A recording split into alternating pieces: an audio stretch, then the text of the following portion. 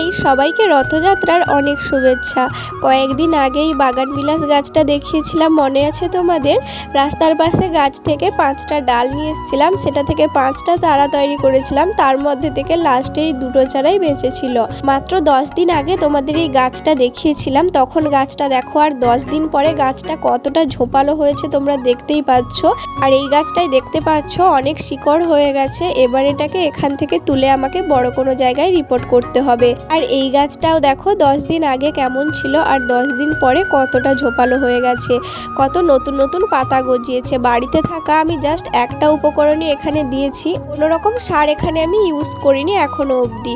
আর এই ছোট্ট পাতাটা দেখো 10 দিন আগে আর 10 দিন পরে কেমন হয়েছে। এই পাতাটা সবচেয়ে বড় হয়েছে গাছের যতগুলো পাতা আছে।